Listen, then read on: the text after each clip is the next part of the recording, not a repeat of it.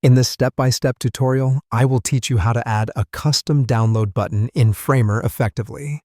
First, let's start with inserting the download button component. For that, you need to navigate your cursor to the top toolbar where you'll see an option labeled Insert. Just go ahead and click it. It will throw open a drop-down menu. From that drop-down, you will need to go ahead and move to Utility. In the Utilities submenu, you are going to select the Download button. Once you have selected the Download button, you can now drag and drop this button wherever you want on your canvas. Now, you've got the Download button inserted. It's time to configure it to meet your needs.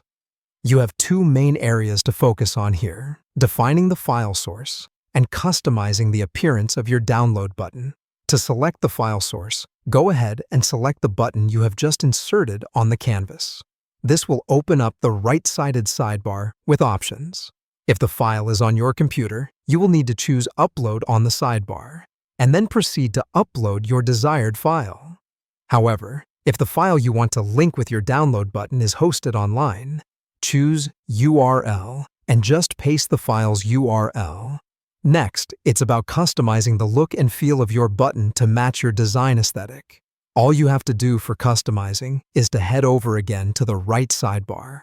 Here you have the option to change the label text of the button, adjust the colors to match your site's design theme, and modify the button size, including its width and height, as per the button's placement and your overall design scheme on the canvas.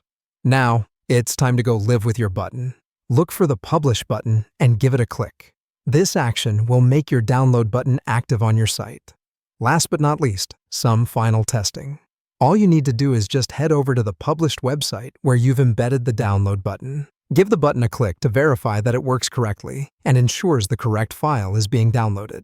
This final step is important to ensure everything is working as per your design and expectation.